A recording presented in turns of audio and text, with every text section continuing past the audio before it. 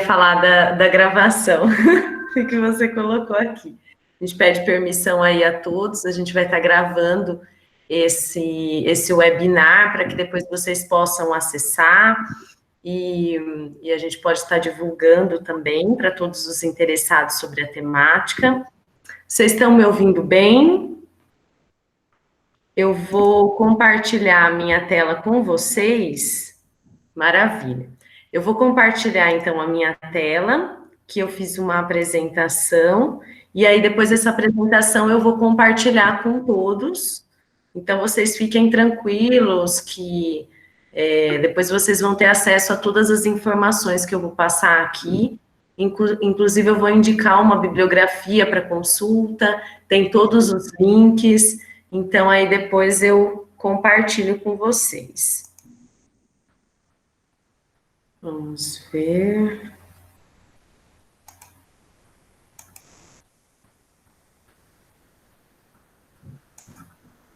Vocês estão vendo a minha tela? Deixa eu ver aqui.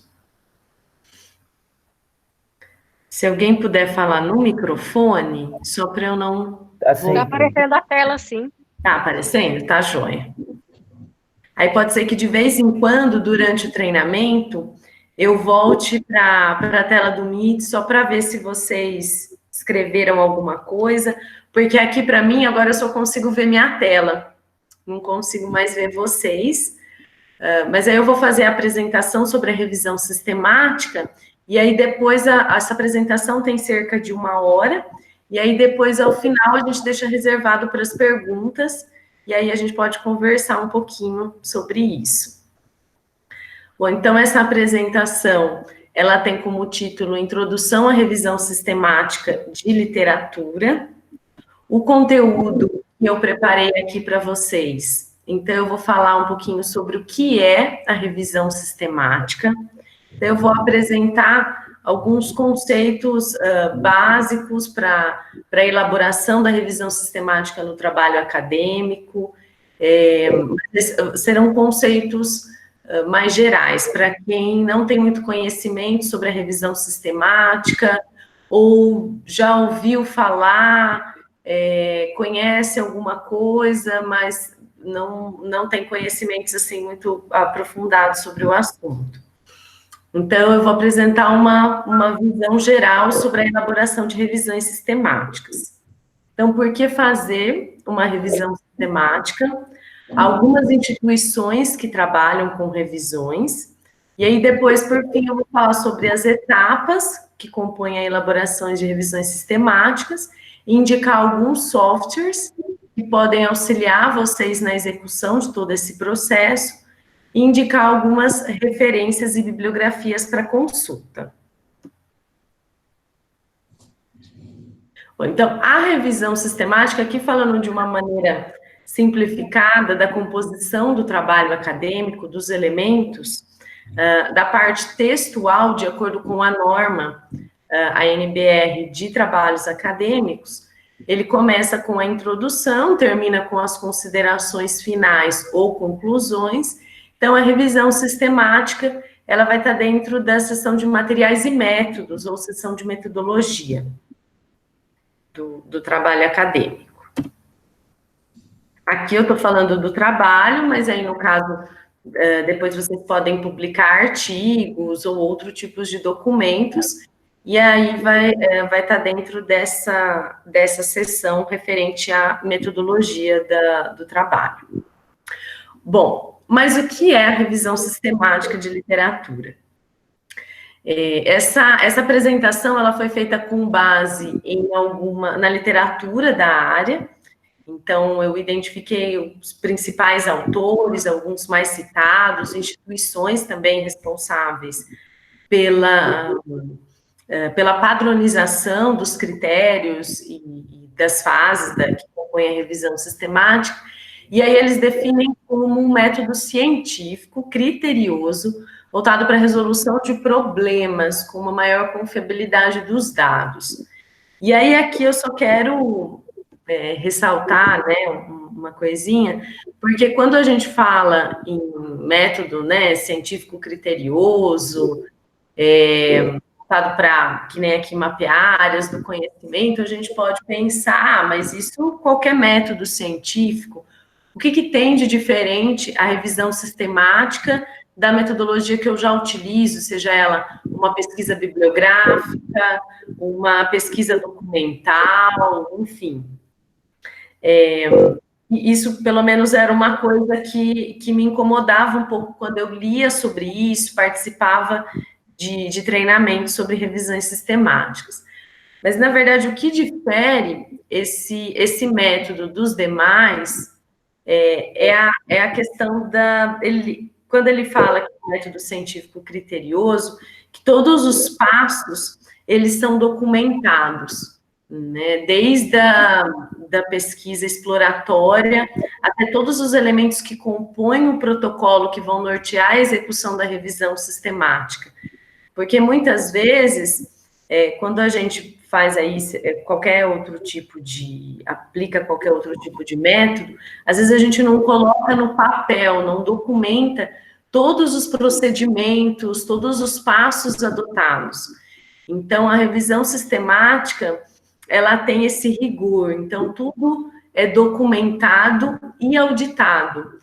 Então, todos os passos, vocês vão ver, vai ficar mais claro durante a apresentação, desde a elaboração do protocolo até a busca, a parte de seleção das publicações, tudo isso vai ser conferido por outros especialistas da área. Então, pode ser o orientador, pode ser membros do grupo de pesquisa, enfim, mas tudo isso deve ser auditado. Então, a transparência dos dados, ela é uma característica muito forte da revisão sistemática de literatura.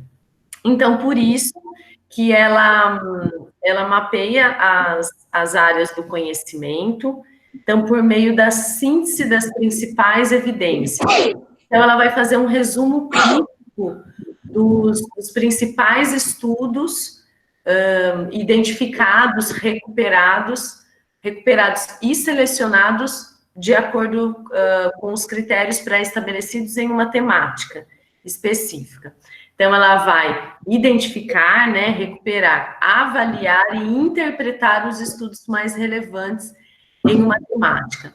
Porque na revisão sistemática eu vou recuperar e aqueles materiais que eu selecionar, eu vou ler na íntegra e realizar uma interpretação desses resultados, né? Uma análise crítica desses estudos. E aí, com isso, eu consigo identificar onde novos estudos na área são necessários. Então, eu consigo reconhecer alguns gaps na pesquisa. Bom, então, eu acho que aqui, as principais características da revisão sistemática. Aqui no slide, na hora que eu passei para... Vocês conseguem ver o que está escrito ou não? Não, Cris. Não. Vocês conseguem ver essa outra apresentação minha aqui? Sim. Então, eu vou só mostrar essa figura nessa outra apresentação, porque eu acho que na hora que eu fiz essa figura, ele não conseguiu ler no... porque eu estou apresentando pelo Drive, não estou apresentando pelo PowerPoint. Deixa eu colocar aqui. Professor Rubismar, o senhor pode fechar o microfone do senhor quando o senhor estiver falando, fazendo um favor? Está dando interferência. Tem mais alguém com o microfone aberto? Porque fecha de todos, talvez. Eu não sei onde... É aqui embaixo, professor. O senhor desce aqui na... Eu não consigo fechar para o senhor. Tem que ser o senhor. Eu acho que isso é apertar É onde tem um microfoninho. Na parte de baixo. Aí. Vocês estão vendo o meu slide? Sim. Ah, tá. Então, eu vou colocar a apresentação no PowerPoint, porque às vezes no Drive ele não consegue reconhecer tudo, né? Então, portanto, as principais características da revisão sistemática de literatura é que ela tem, como eu disse, procedimentos transparentes. Então, todos os passos, eles são documentados para que sejam conferidos ao longo do processo. Então, isso possibilita uma facilidade na replicabilidade e imparcialidade desse método. Então, busca tornar o método mais objetivo possível, e com isso, então, a revisão sistemática ela é muito rigorosa e confiável com relação aos seus dados e pode ser auditada e continuada. Né? Quando a gente fala também continuada, é porque eu posso, quando eu vou fazer, né, uma pesquisa, eu realizo uma busca, né, nas fontes de informação que foram selecionadas, e aí se eu identificar alguma revisão sistemática da minha área ou naquela temática em que eu vou trabalhar, eu consigo partir daí a minha pesquisa, né? Então, eu vou ver o que já foi feito, né, que é o que a gente chama de estado da arte, consigo ter essa compreensão, e a partir daí eu continuo a minha pesquisa. Eu realizo a minha pesquisa. Aqui são algumas, né, das características da revisão sistemática. Esse é um manual, é uma citação do manual da Cochrane, que é uma das principais instituições que publicam sobre revisão sistemática, é uma instituição da área da saúde. Então, foi isso que eu apresentei para vocês. A revisão sistemática, ela possui objetivos claramente pré-definidos, né, com critérios de elegibilidade pré-definidos, uma metodologia explícita e reprodutível, buscando identificar todos os estudos que atendem a esses critérios definidos, depois realizar uma avaliação desses estudos e uma síntese das características. Aqui apresentando um breve histórico sobre a revisão sistemática. Eu gosto de falar um pouco sobre isso, porque quando a gente chegar na parte das etapas, vocês vão ver que tem, às vezes, alguns elementos, vocês vão identificar algumas características que elas são muito bem específicas da área da saúde, né? Por quê? Foi um método que surgiu na área da saúde na década de 80, então, em virtude da quantidade de publicações nessa área, que é muito crescente, a gente sabe que nessa área, né, da saúde, o número de publicações a respeito sobre tratamentos na área, então, cresce muito mais, assim, comparado com outras áreas do conhecimento, e, então, a partir disso, eles identificaram a necessidade de criar um método para suporte na tomada de decisão, para que eles compilassem as principais evidências da área sobre um tratamento, voltado para a tomada de decisão. Então, aí, a partir daí, teve o crescimento, né, de alguns centros importantes, voltados para a realização de revisões sistemáticas na área. Então, eu cito esses dois centros, teve o Cochrane, teve o Center for Reviews and Dissemination, ambos foram criados na década de 90, no Reino Unido, e aí, a partir daí, houve a expansão desse método, e outras áreas passaram a se apropriar para aplicar em virtude dessas vantagens e dessas características que eu mencionei para vocês, porque a revisão sistemática, ela tenta ao máximo minimizar o viés da pesquisa. Então, e tenta selecionar aí os principais estudos de uma área. Então, aos poucos, outras áreas passaram a adotar e a utilizar a revisão sistemática. Mas é um método que surgiu, então, portanto, na área da saúde. Então, por que fazer uma revisão sistemática de literatura? Então, como eu mencionei para vocês, para ter um entendimento do estado da arte. Então, aí, quando a gente fala em estado da arte, é ver em que estágio que encontra a pesquisa, então ver o que já foi publicado, né, sobre um determinado assunto, seguindo critérios de qualidade bem definidos, conforme eu já mencionei, e também para realizar um estudo precursor. Então, lembra que eu comentei com vocês? Então, a gente consegue identificar onde tem aí algumas lacunas na pesquisa. Então, aí, com isso, eu posso propor um estudo inovador sobre uma determinada temática, sugerir novos rumos de pesquisa, identificar alguns temas negligenciados. Possibilidade de propor soluções. Então, como a revisão sistemática, ela vai analisar experiências, né, já realizadas, vai comparar métodos e resultados a partir de uma visão crítica de fatos, então ela não vai ser baseada em suposições. Então, ela vai apoiar a tomada de decisão, propor algo a partir do que já foi realizado. Então, isso também é muito forte na revisão sistemática. Então, por isso que a gente fala que ela apoia a prática na tentativa de prever um acontecimento, tanto a um indivíduo como a um grupo social, como resultado de uma intervenção. E aí, quando a gente fala em intervenção, vocês lembram que eu falei, né, surgiu na área da saúde, então tem algumas terminologias. Essa intervenção, que acaba sendo na área médica um tratamento específico, seria o objeto que a gente quer estudar, né? Então, isso a gente pode considerar como a nossa intervenção, né? E com isso, ela facilita a atualização do conhecimento científico, porque o produto final dessa revisão sistemática vai ser um artigo, um estudo que eu vou publicar, e aí, com isso, vai atualizar esse conhecimento científico, né?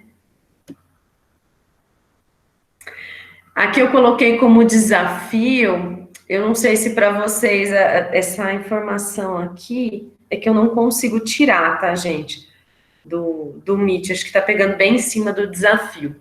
Em alguns lugares eu vi que, como desvantagens da revisão sistemática, ou pontos negativos, enfim, eu gosto de pensar como um desafio, né, da revisão sistemática, que ela requer um maior esforço, ela é mais trabalhosa. Por quê? Justamente por conta disso, eu vou definir vários elementos, tem todo um passo a passo, tudo isso tem que ser documentado, conferido, tenho que ler todos os artigos na íntegra, então, os artigos, os estudos, né, pode não necessariamente ser artigos, então ela acaba sendo mais trabalhosa, tá? Então, acaba sendo um desafio aí da revisão sistemática. E aí aqui eu também coloco uma outra citação, eu coloquei algumas citações ao longo da apresentação, porque eu assisti algumas palestras também sobre revisão sistemática, e eu senti a falta da indicação de alguns autores, né? Então, eu coloquei também aqui ao longo da apresentação, depois vocês vão ler com mais calma, para a gente também ter uma ideia, assim, da literatura da área. Então, aquele primeiro é do handbook, do manual da Cochrane. Esse daqui também é uma publicação bem interessante desses dois autores, que também trata de revisão sistemática nas ciências sociais. Então, também são algumas das razões para se trabalhar com a revisão sistemática de literatura. Então, aqui eu deixo elencado alguns centros de pesquisa. Eu tenho o Centro Cochrane, Epicentry, a Campbell, esse daqui que é o CRD, que eu mencionei também no início da apresentação. Então, deixo aqui o link, se vocês depois quiserem conhecer um pouquinho mais. Eles estabelecem os critérios para a elaboração de revisão sistemática e publicam também. O Cochrane, a Campbell, eles são bem específicos da área da saúde. Os outros dois têm publicações de outras áreas também. Mas eles acabam sendo mais focados mesmo na área da saúde. Gente, eu vou só voltar aqui para ver se está tudo bem.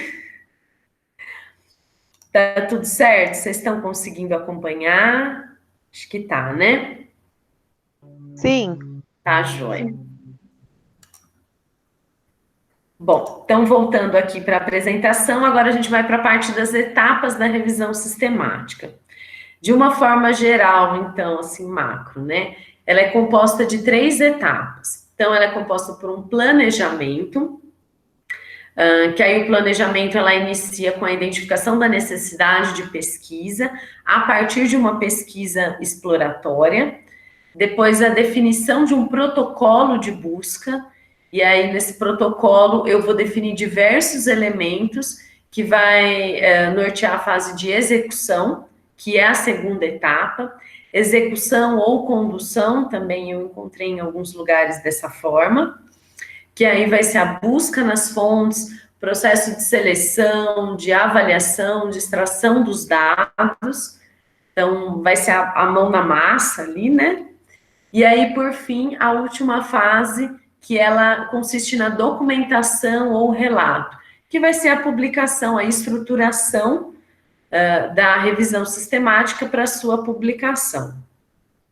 E aí, aqui eu vou apresentar, então, cada uma desses elementos aí, das 3 etapas para vocês, de uma forma aí um pouquinho mais detalhada, não vou conseguir também detalhar muito, e de acordo com a literatura que eu deixei elencada ao final da apresentação lá na bibliografia. Bom, então, depois vocês conseguem saber com mais detalhes lá na bibliografia que eu listei. Bom, então, a primeira fase, né, do planejamento, né, que acaba sendo o que vai também facilitar aí o planejamento do protocolo, a criação do protocolo, é uma pesquisa exploratória, pesquisa ou análise exploratória, como também eu encontrei em algumas publicações. Na verdade, essa seria uma pesquisa inicial. Então, eu vou selecionar algumas fontes de informação da minha área, realizo a busca sobre uma determinada temática que eu quero pesquisar, né, que eu estou interessada, para ter uma visão geral do que já foi publicado, quais são as fontes de informação, seja ela bases de dados ou periódicos, em que mais foi publicado sobre um determinado assunto, quais palavras-chave eu consigo extrair dessas publicações recuperadas. Então, vai ser uma busca inicial para eu, a partir dela, elaborar o meu protocolo e, a partir dessa pesquisa, conseguir delimitar o escopo da minha pesquisa mesmo, né? Conseguir delimitar o objetivo da minha pesquisa. Então, ela vai ajudar, essa análise exploratória vai ajudar no planejamento da revisão sistemática, na definição dos elementos do protocolo. Então, ela é uma fase inicial mesmo da revisão sistemática. E aí, a gente chega no protocolo de busca. Tá? Mas o que é esse protocolo? Então, esse protocolo, ele consiste no planejamento da condução da revisão sistemática. Lembra que eu falei para vocês, ó? Então, aqui a gente tem a necessidade, que é a partir dessa análise exploratória, e depois o protocolo de busca, que vai nortear essa segunda fase aqui, que é a execução. Então, ele vai definir todos esses elementos. Então, no protocolo, eu vou especificar todos os passos desse método.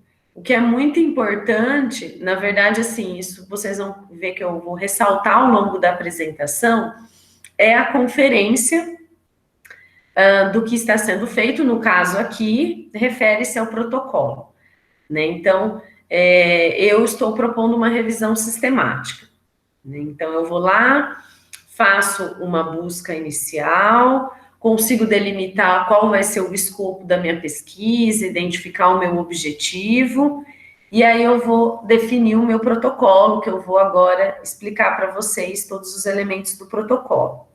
Depois que eu fiz, eu vou ter que passar esse protocolo para outras pessoas conferirem, né? Que aí pode ser, como eu mencionei, especialista da área, pessoas do grupo de pesquisa, o meu orientador também. Então, eu vou compartilhar com outras pessoas da área para que eles possam conferir essas informações, né, por conta lá da transparência, imparcialidade, minimizar a possibilidade de viés da pesquisa, todas aquelas características da revisão sistemática. Bom, então, esses são os elementos do protocolo. O que eu percebi ao analisar a literatura da área, foi que, às vezes, essa questão do protocolo mudava, dependendo da publicação, a forma como eles nomeavam os elementos, ou, às vezes, a ordem. Então, às vezes, tinha alguma diferença dependendo da instituição, dos autores. Mas, em geral, são esses os elementos que compõem o protocolo. Então, o objetivo da minha pesquisa, que eu, né, já defini, a partir desse objetivo, eu vou elaborar a minha questão, a minha pergunta de pesquisa, definir quais serão as fontes de informação em que eu vou pesquisar, elaborar a minha estratégia de busca, a estratégia de seleção das publicações, elaborar critérios de qualidade, de inclusão e exclusão desses estudos, de extração dos dados e qual vai ser a minha estratégia de síntese dos dados. Tá, então, eu já defini o meu objetivo de pesquisa a partir daquela minha análise exploratória, da conversa com o meu orientador, e aí, a partir disso, eu vou criar o meu problema de pesquisa, que vai corresponder à minha necessidade informacional. E aí, aqui eu deixo uma sugestão para que vocês verifiquem lá na lista de bibliografias, para saber mais sobre o que a gente chama de PICO, e tem também uma explicação sobre essa PVO. Mas o que é isso, né? Então, é um recurso específico da área da saúde, mas que pode ser utilizado por outras áreas também. O PVO é uma adaptação para revisão sistemática, que aí, a partir dessa estratégia, a gente consegue definir a pergunta de pesquisa. Eu ia colocar sobre isso com mais detalhes na apresentação, mas requer um pouco mais de, assim, para o entendimento dessa estratégia, tanto o PICO como o PVO. A PICO é mais conhecida, né? Eu ia precisar de um pouquinho mais de tempo, né? E aí, então, como também não era o foco aprofundar sobre isso, eu deixo aqui como uma sugestão, que são estratégias que podem auxiliar vocês a definir essa questão de pesquisa. Então, vocês vão identificar elementos como qual é o público que eu quero atingir, qual é a minha intervenção, que consiste no meu objeto de pesquisa, eu estou comparando com algum outro método, então eu consigo, às vezes, a partir disso, ajuda a definir o meu problema de pesquisa. Bom, definindo o meu problema de pesquisa, eu vou para a seleção das fontes de informação. E aí, só retomando um pouquinho da aula passada que nós tivemos, né? Então, aí vocês considerem todas aquelas aquelas tipologias de fontes que eu apresentei para vocês. Então, a gente tem os portais, e aí a principal fonte de informação hoje científica que nós temos, que a UFSCar tem acesso, é o portal de periódicos da CAPES, que aí pelo portal de periódicos, vocês têm acesso a diversas bases de dados de diversas áreas do conhecimento. Então, nós temos bases multidisciplinares, bases específicas também de algumas áreas. Além das bases de dados, nós temos outros tipos de publicações também, então, bases de patentes, bases referenciais. Então, considerem todas aqueles elementos que eu apresentei para vocês, considerando os critérios de confiabilidade das fontes, pode ser fontes de acesso aberto também. Se vocês quiserem saber mais sobre critérios de confiabilidade, também eu deixo na bibliografia uma sugestão de leitura. Então, essa fonte vocês vão ter que escolher e justificar de acordo, então, com a necessidade e o objetivo de pesquisa de vocês, tá? Então, eu estou escolhendo essa base de dados porque ela é específica da minha área, porque ela contém, estou escolhendo esse periódico porque foi um periódico que eu mais recuperei na análise exploratória, então eu considero também o que eu recuperei lá naquela minha pesquisa exploratória para definir as minhas fontes de informação. Eu posso e devo me basear nisso também. Então, sempre voltado para responder aquela minha questão de pesquisa.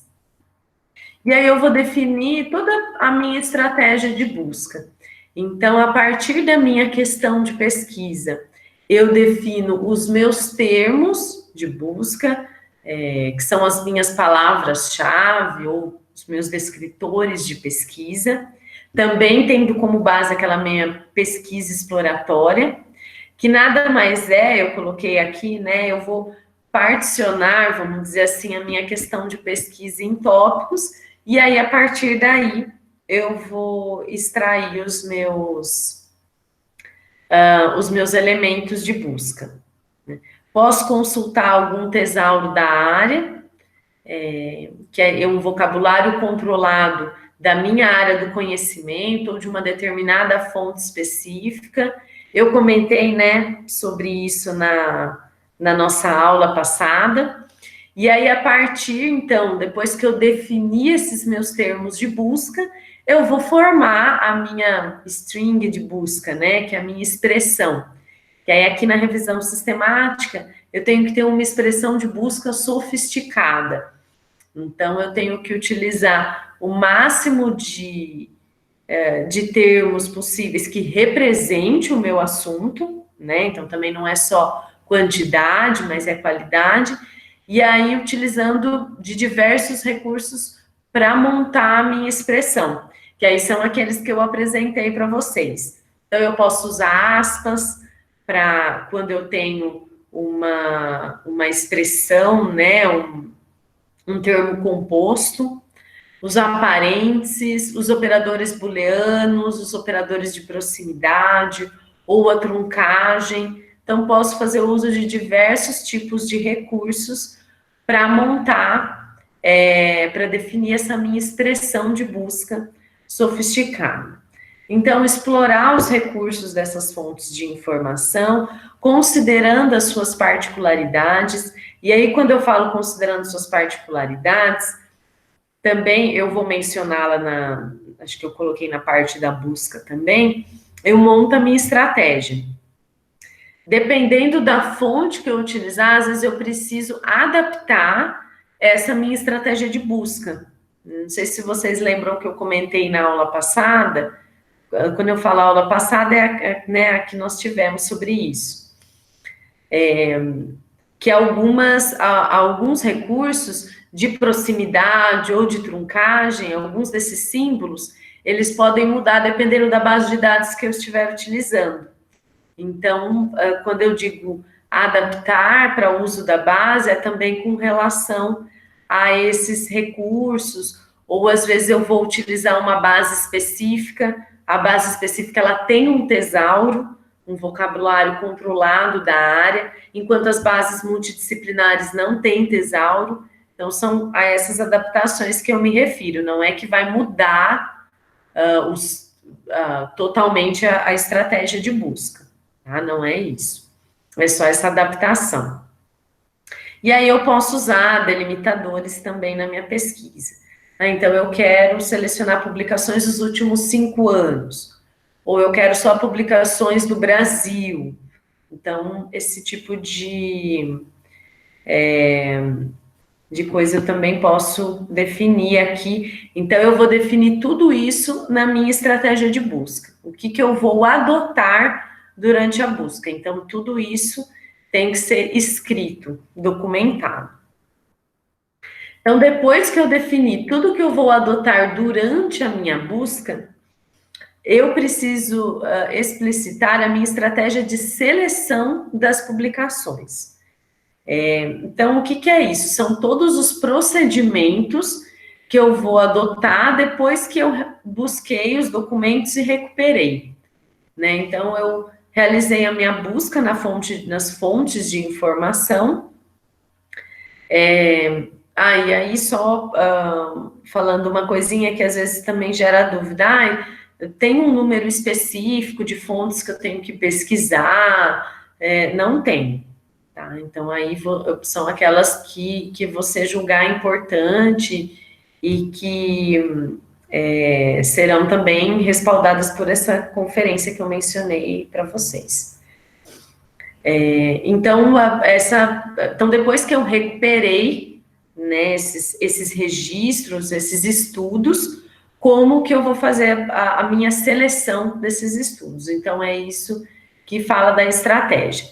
Aqui eu coloquei como exemplo, porque a questão da estratégia de busca acho que está um pouquinho mais claro para a gente, até por conta da aula sobre a busca de informações.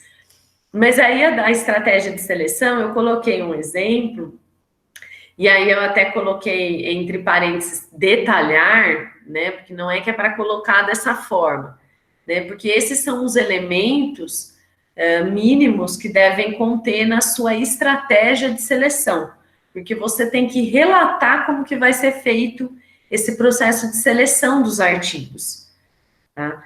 Então, ele deve ser feito com base nos critérios de inclusão e exclusão especificados, nos critérios de qualidade.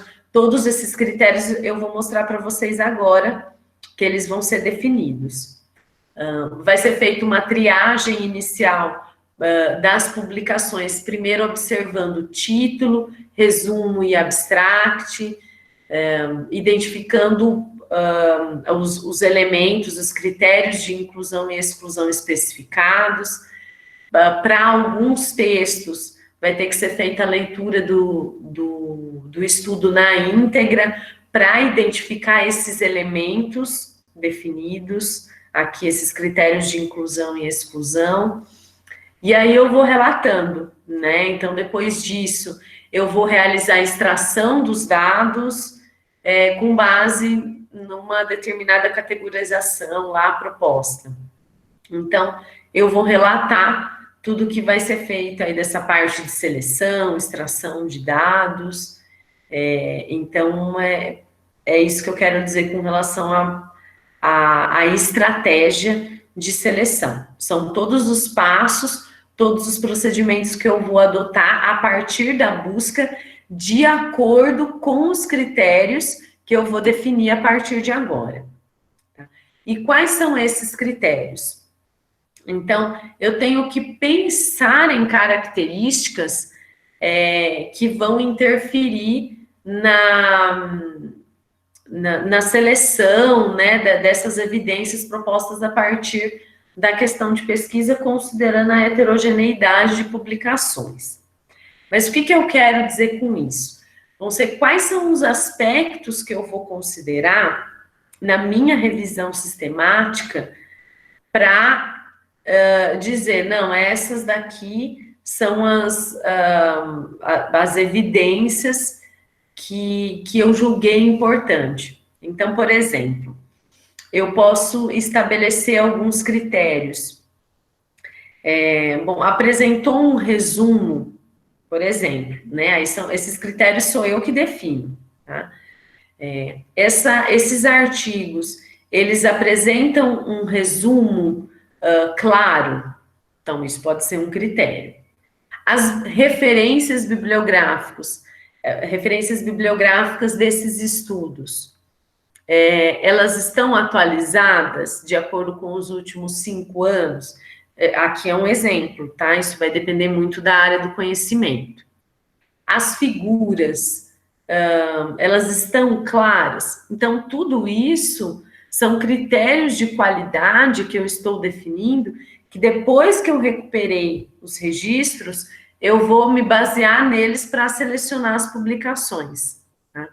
E aí, aqui eu deixo uma citação desses autores, que eles dão aqui alguns exemplos de critérios metodológicos, né? Então, de alguns elementos específicos dentro da metodologia que eu vou considerar para selecionar as minhas publicações, tá? Então, qual foi o tipo de instrumento?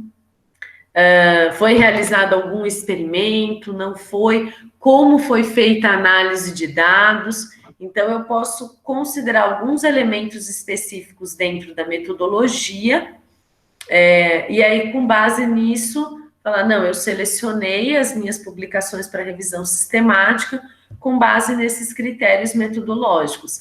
E aí, por isso que eu falei para vocês, que alguns artigos, alguns estudos, numa primeira triagem, você já consegue selecionar pelo título, resumo e palavra-chave, e outros precisa ler, né? Numa segunda triagem precisa ler na íntegra. E aí, quando a gente fala ler, né, na íntegra são alguns elementos, algumas partes do estudo para identificar se encaixa dentro desses critérios que eu estabeleci. E aí também, dentro desses critérios, eu posso colocar, né, não só critérios de qualidade, são os critérios de qualidade, e também outros critérios de inclusão e exclusão das publicações. Então eu quero só artigos, como elemento de exclusão, eu não quero, por exemplo, trabalhos publicados em eventos. Então eu posso definir esse tipo de critérios, que aí na hora eu vou selecionando o que se encaixa ou não.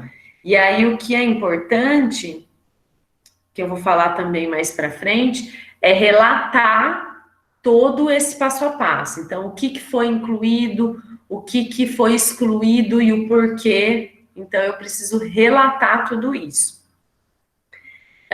Depois que eu defini, então, essas minhas características para seleção dos estudos, eu preciso definir quais elementos serão extraídos das publicações, e aí depois estabelecer qual vai ser a minha estratégia para síntese dos resultados. Então, eu vou realizar uma análise de conteúdo com base em quais autores.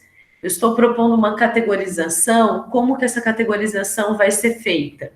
Então, eu preciso explicitar como que vai ser feito dos resultados.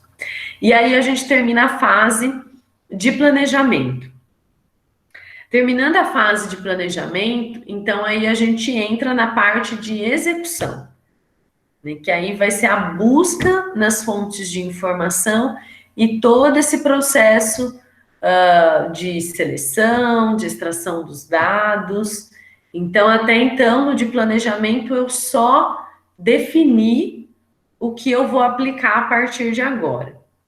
Então, aí aqui na de execução, a primeira fase dentro da execução, então vai ser a busca nas fontes, que eu já especifiquei lá no protocolo, e aí aqui eu coloco algumas informações importantes que às vezes gera dúvida, né? Mas quantos registros eu preciso recuperar? Não tem um número.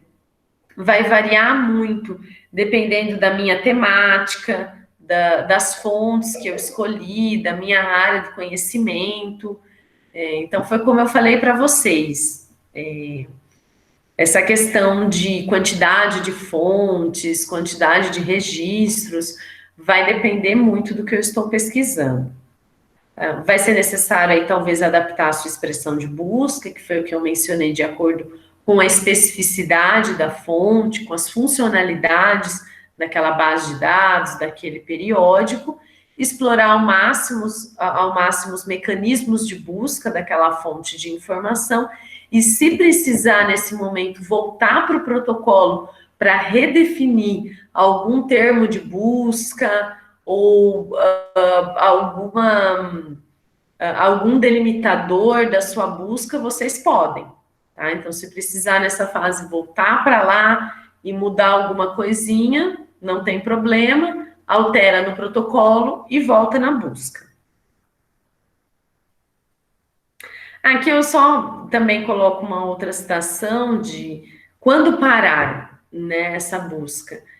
Acaba sendo também com a prática, né, que a gente consegue reconhecer isso.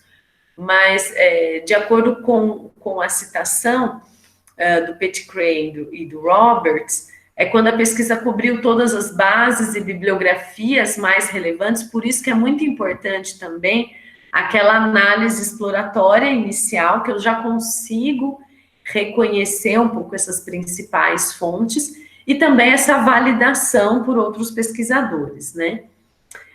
E o uso do software também facilita muito esse controle, tanto lá das fases do planejamento, como também o cumprimento dessas etapas de execução. Eu vou depois falar um pouquinho ao final da apresentação, um pouco mais sobre esses softwares. E aí eu fiz, então, a minha busca, recuperei os meus estudos, aí eu vou selecionar com base naqueles critérios que eu defini no protocolo. Então, deve ser feito de uma forma muito cuidadosa essa etapa. É claro, todas as etapas, né, devem ser cuidadosamente cumpridas, mas essa de seleção, principalmente, para que nenhuma evidência crucial se perca, e anotar, né, todo esse processo de seleção, né? Então, identificar no seu estudo quais foram excluídos, com base em que critérios, quais foram excluídos por conta disso, tá? Então, deixar explícito essa informação, até mesmo porque, como ele vai ser conferido, então ele precisa estar tudo bem especificado para facilitar o entendimento por outras pessoas. Depois vai ser a fase de extração de dados, então eu vou definir quais elementos que eu vou extrair. Então, quando a gente fala que isso precisa, né, para revisão sistemática, você precisa ter acesso ao texto completo da publicação e vai realizar a leitura na íntegra, mas acaba sendo uma leitura direcionada com base nos elementos que eu defini lá no meu protocolo, que são os elementos que eu vou extrair das publicações. Tá?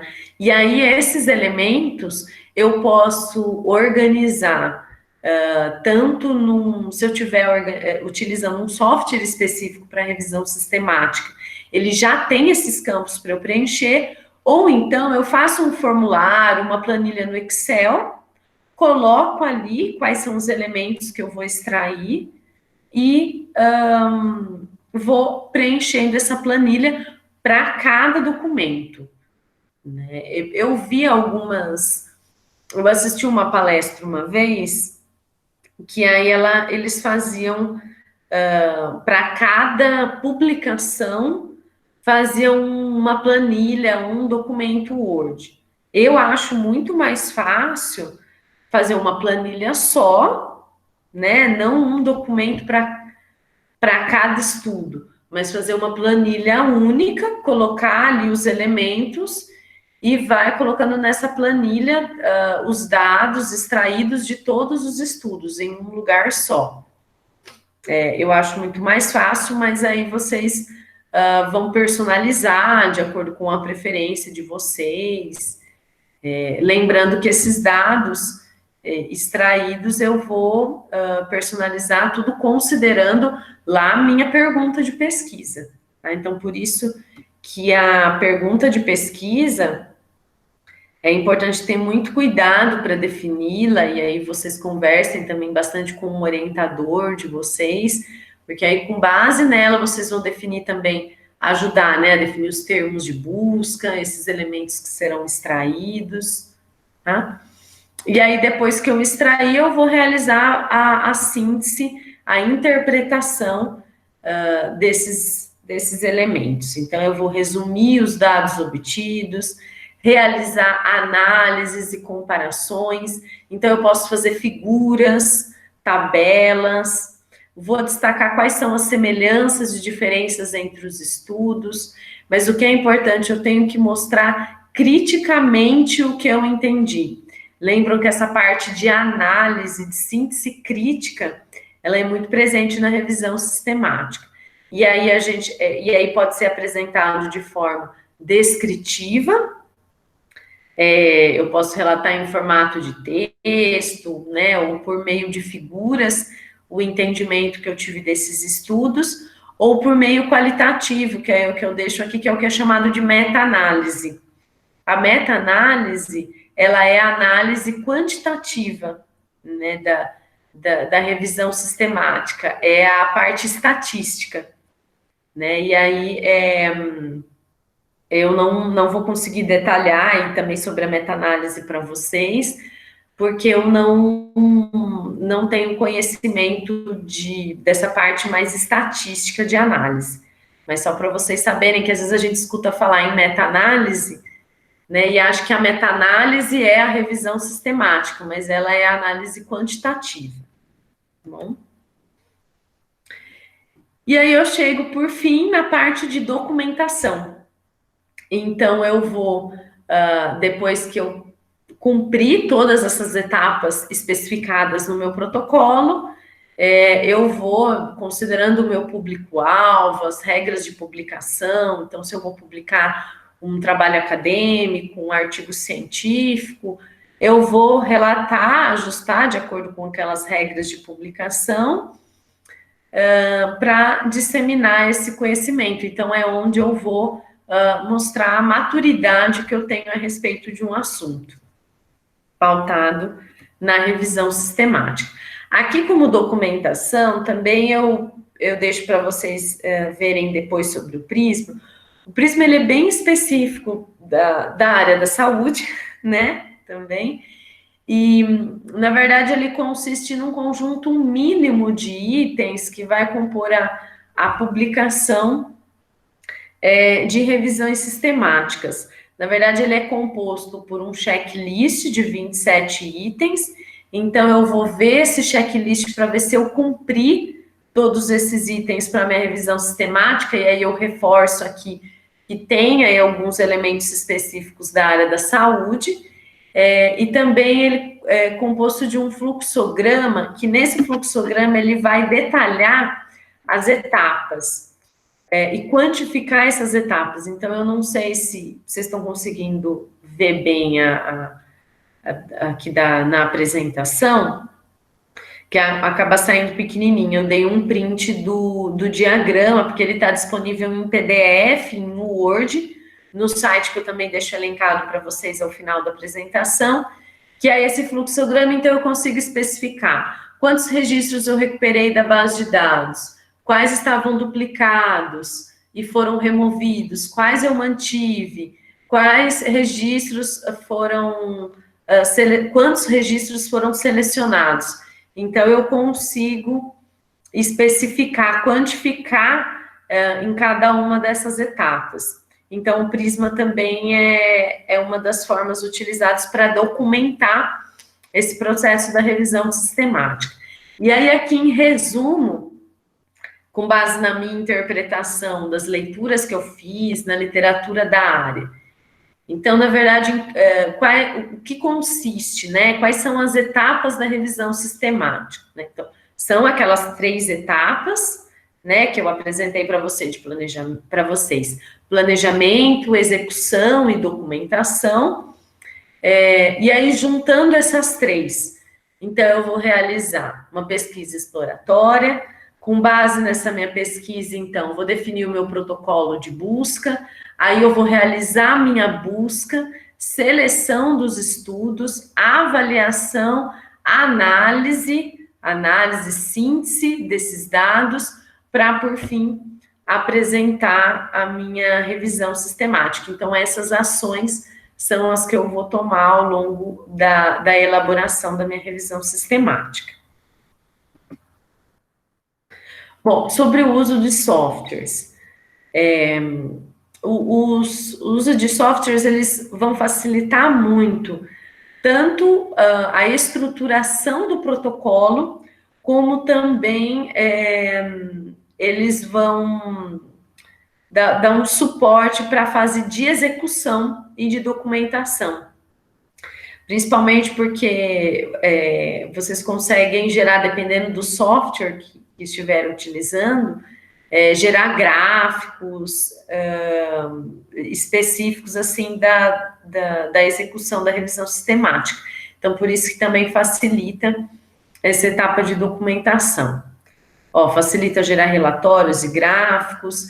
Então, o uso de softwares, ele vai evitar retrabalhos e vai economizar tempo na execução de algumas atividades, porque aí você vai automatizar, então facilita muito tanto o cumprimento das etapas, como também a organização e o tratamento dos dados. E aí eu deixo aqui como sugestão, não sei se vocês, como ele é da UFSCar, né, às vezes alguém já ouviu falar, ou, né, conhece, o START, essa daqui é a carinha dele, eu deixo o site, onde vocês podem ler mais informações, e aí tem os links para vocês instalarem esse software também, por meio desse endereço.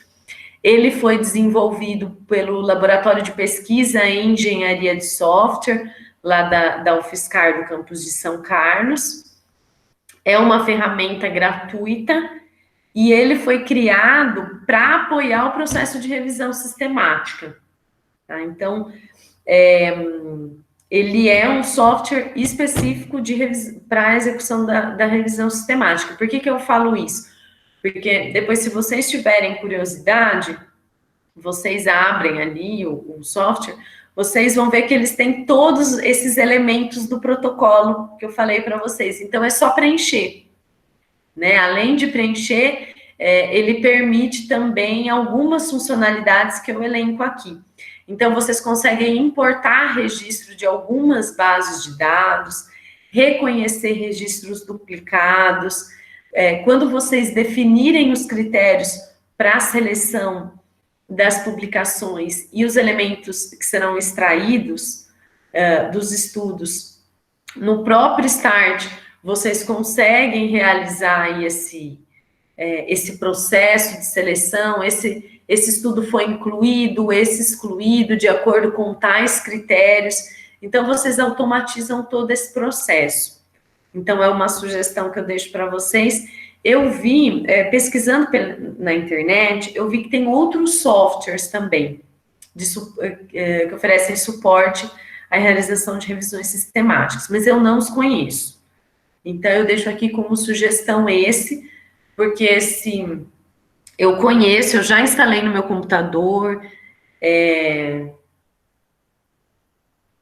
eu já usei também, já fiz um mini curso, eu não posso apresentar ele aqui para vocês, só o LAPS, né, o laboratório que tem permissão para realizar treinamento do START.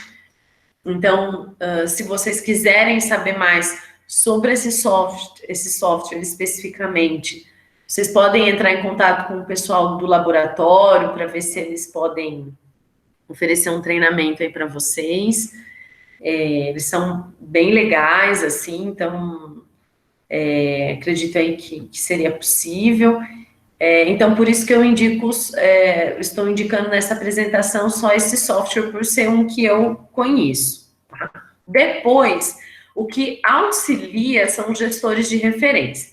Os gestores, eles são diferentes, tá? O Start, ele é um software criado para revisões sistemáticas. Os gestores de referência, eles são softwares, né? São sistemas que podem ajudar. Por quê? Como eles importam registros das bases de dados, vocês conseguem organizar esses registros, compartilhar com outras pessoas.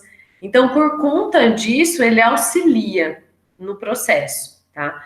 Mas vocês não conseguem, por exemplo, realizar lá, aplicar critérios de seleção, inclusão, extração de dados, não consegue, tá? E no caso, se vocês utilizarem os gestores, vocês conseguem, então, importar os documentos, organizar, e aí essa parte de definição do protocolo tem que ser feito num documento à parte, e a extração dos dados tem que ser feito também numa planilha à parte, que aí vocês podem fazer no Excel, ou então eu deixo como sugestão aqui esse outro site, que é o Airtable.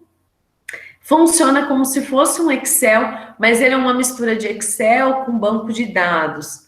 Então, ele é um pouquinho mais sofisticado aí com relação a algumas funções. Algumas pessoas preferem o Airtable pela questão visual também, mas fica a critério de vocês. Então, se preferir também, às vezes, fazer uma tabela, né, uma figura no Word, vai preenchendo, então aí também vocês verificam qual é a forma que vocês preferem, desde que tudo esteja documentado e vocês possam compartilhar esses documentos com outras pessoas, para que tudo isso seja conferido, tá, gente? Até essa parte de extração de dados, então tudo isso tem que ser auditado. Aqui, então, eu deixo as referências que eu utilizei na apresentação, a recomendação de bibliografia para quem quiser saber mais sobre o assunto. Deixo aqui o meu contato, para se vocês aí tiverem alguma dúvida, quiserem... Vou só interromper aqui o compartilhamento, tá? Para voltar. Tiverem alguma dúvida específica, precisarem de alguma ajuda com relação ao processo, no que eu puder ajudar, eu estou à disposição. Espero que tenha ficado claro. É bastante informação, né? Eu, quando comecei a ler, eu comecei a estudar um pouco mais sobre revisão sistemática, porque, a princípio, eu ia aplicar na minha dissertação. Então, eu fiz, né, toda uma revisão bibliográfica. Depois, por fim, eu acabei mudando o meu método de pesquisa, por conta de algumas outras coisas, né, que surgiram no meio do caminho. Mas, como eu falei para vocês, assim, ele tem esse desafio de ser bem trabalhoso, vamos dizer assim, mas tem todas essas vantagens que eu apresentei para vocês. E aí eu estou à disposição, se alguém quiser fazer alguma pergunta, eu espero que... E aí, como eu falei, essa apresentação vai ficar disponível para vocês, tá? Tem várias coisinhas. Que aí aqui eu vi uma pergunta se o Start é como o Mendeley, aí como eu reforcei na apresentação, não é. O Start, ele é um software de revisão sistemática. O Mendeley é um gestor de referências. Então, é diferente. Vocês conseguem utilizar o gestor de referências naquelas etapas que eu mencionei, para ajudar na revisão sistemática. Mas tem diferença, porque o Start, ele é um software de revisão sistemática mesmo, tá? Então, é diferente, que aí aqui a Anastácia depois respondeu, né? Eu agradeço, então, aí pela presença de vocês, pela paciência. Fico feliz que vocês tenham gostado. Eu espero que já ajude vocês aí, para quem não conhece muito sobre a revisão sistemática, né, para quem tem interesse em começar a aplicar, para que a partir dessas informações vocês busquem aprofundar os seus conhecimentos e apliquem, né, no trabalho de vocês, na área de vocês. Pessoal, alguém tem alguma pergunta? Ninguém se inscreveu? Nenhuma dúvida?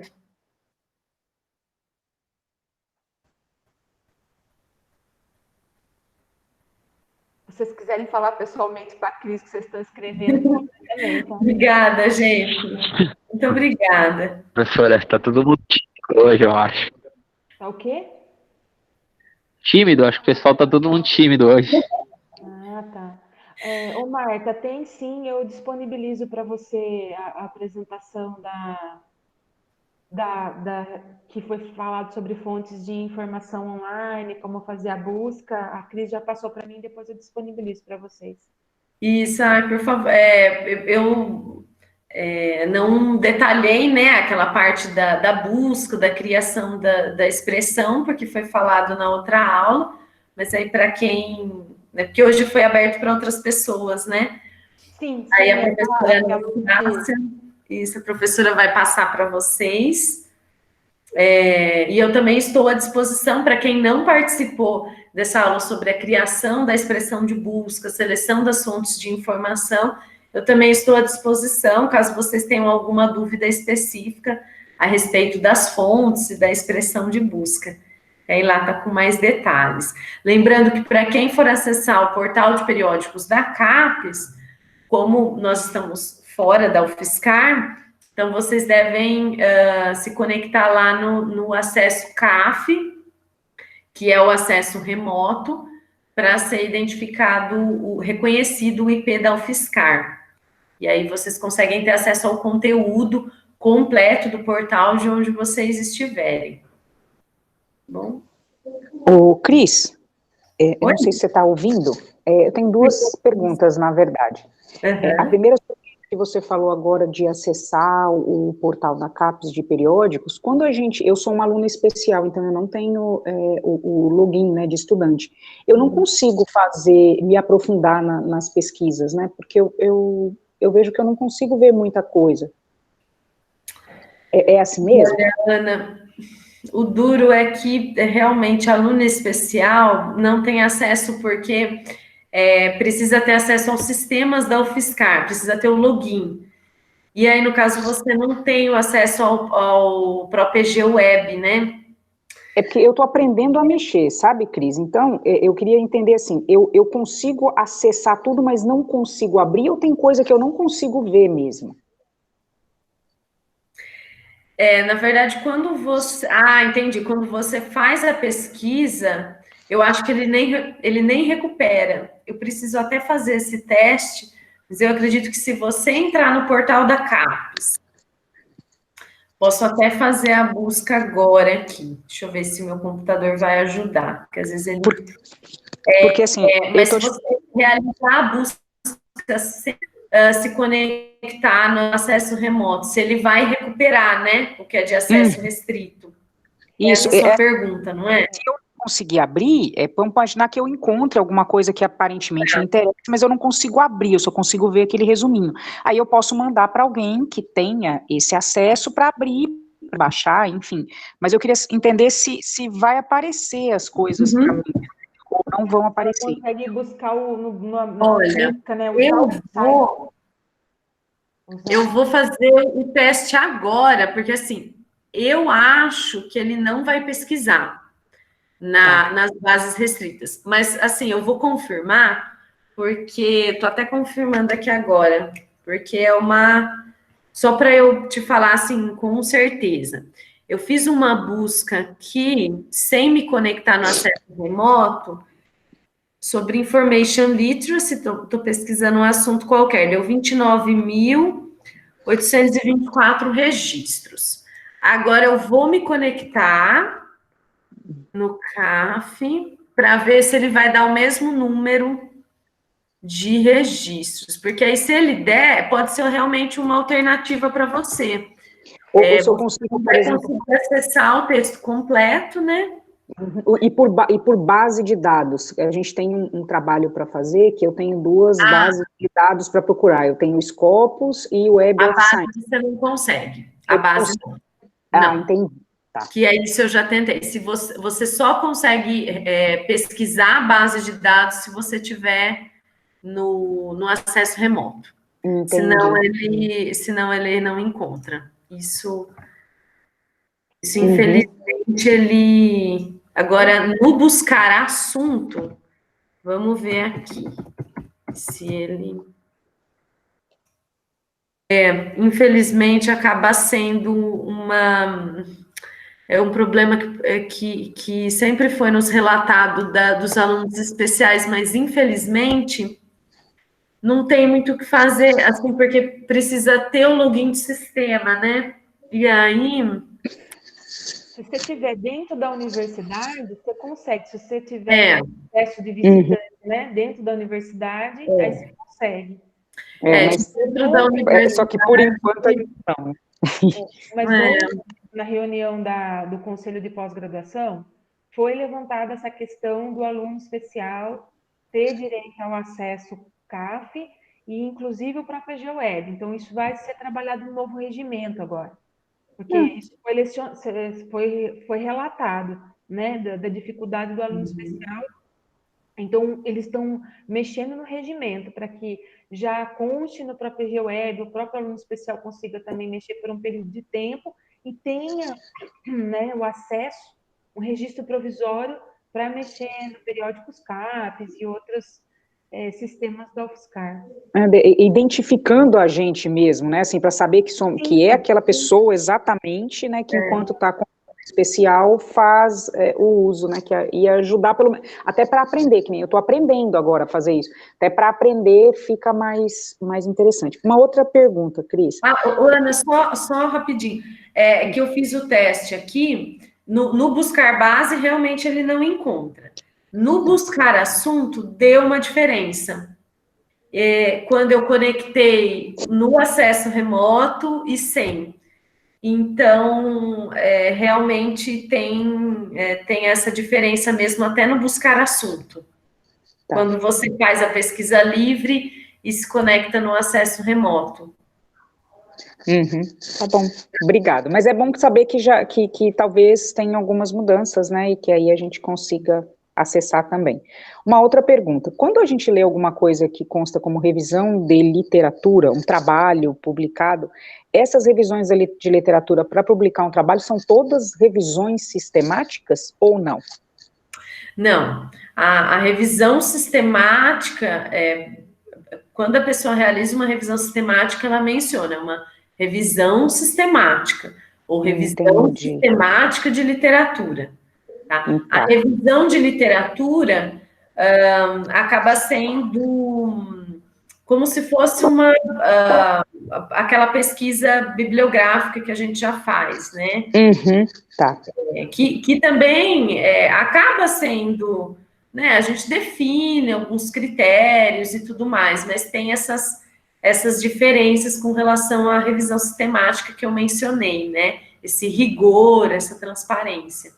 Até porque você tem que ler todos os trabalhos na íntegra, na revisão sistemática de literatura, né?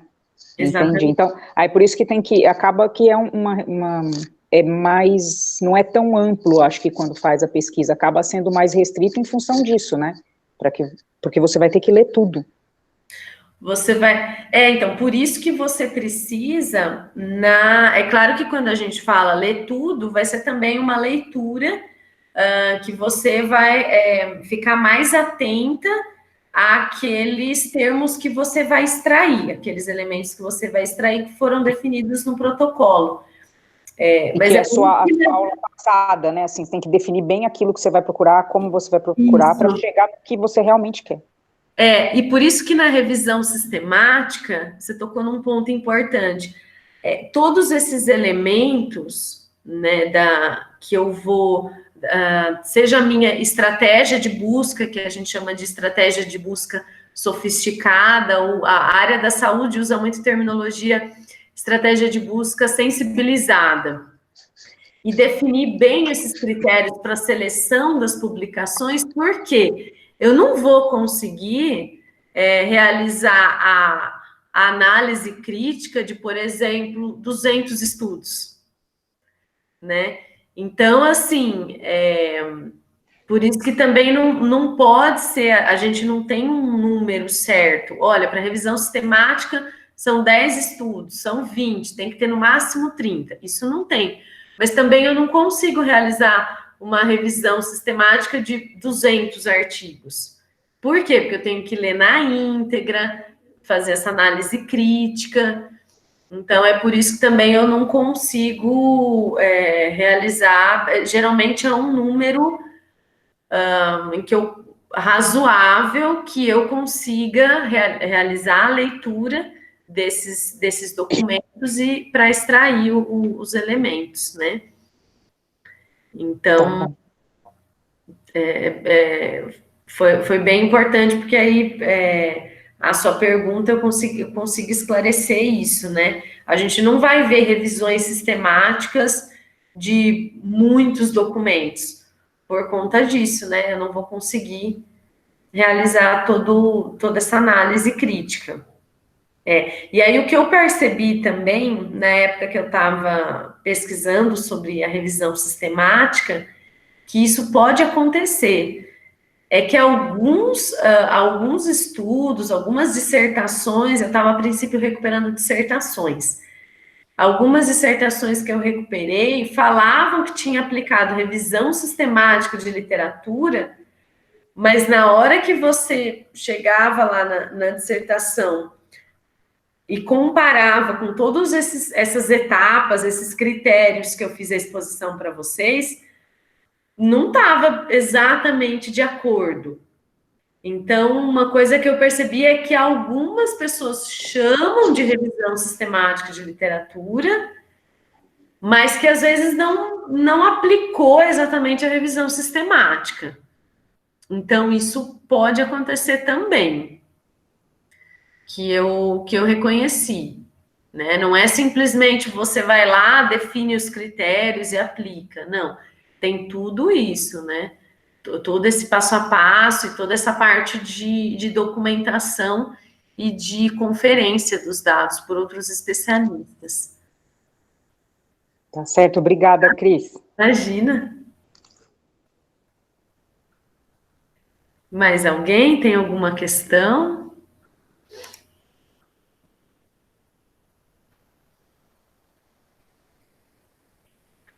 Bom, eu acredito que então seja isso, né? Bom, qualquer coisa. Depois a professora Anastácia vai, né, encaminhar a apresentação para vocês.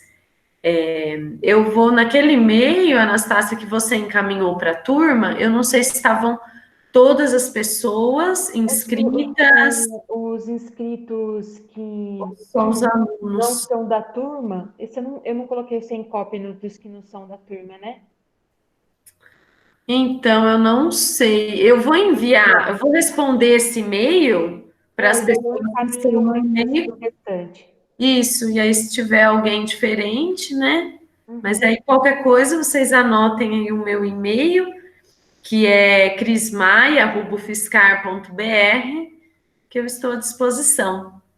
Eu agradeço pela oportunidade de conversar com vocês. Desculpa, eu te cortei, acho. Não, é só para eu conferir quem que tá com o login de Clube da Saudade de Araras, porque daí esse daqui eu não sei para poder enviar a apresentação. Ah, tá. Que aparece aqui no chat, daí só se a pessoa... Ah, é verdade, Mas não sei quem é. Até mesmo se for alguém da turma, né? Não, se for né? aluno nosso, já vai mesmo, mas talvez seja algum inscrito de fora que está com esse login, mas acho que não saiu. Não tá aqui. Cris, a gente agradece muito a... Oi? A gente agradece muito a aula, né? Foi uma verdadeira aula, porque, como você mesmo falou, eu sou uma pessoa que confundia meta-análise com revisão sistemática de literatura. Né? Só fui entender que a meta-análise era, na verdade, uma estatística, forma de interpretação, quando você me explicou, né? Quando eu entrei em contato com você.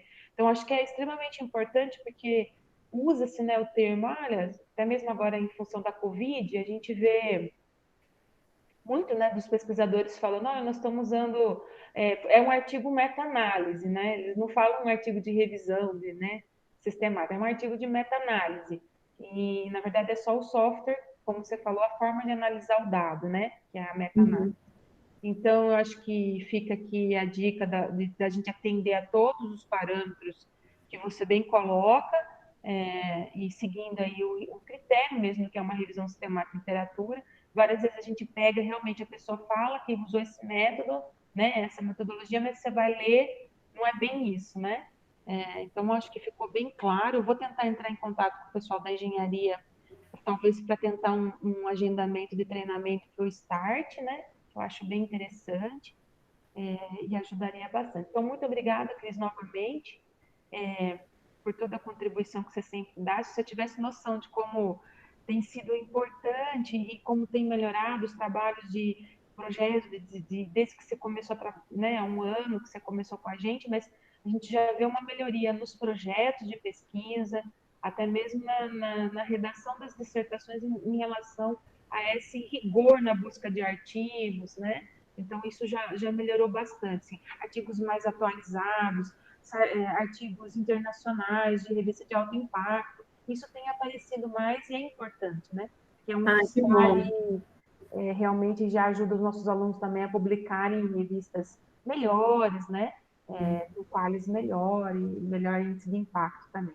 Então, muito obrigada, viu, Cris? Ai, que bom, Anastácia. Eu fico feliz que nós estamos ajudando e que eu acho que ainda mais agora, né, nesse momento que nós estamos todos assim em casa, né, não podemos consultar o acervo físico, é importante divulgar também esses outros recursos e serviços que a biblioteca oferece. Quero dizer que nós estamos à disposição com relação à orientação de elaboração de trabalhos, consulta de fontes de informação, para o que vocês precisarem, só entrar em contato conosco, que nós estamos à disposição. Agradeço novamente aí pela oportunidade.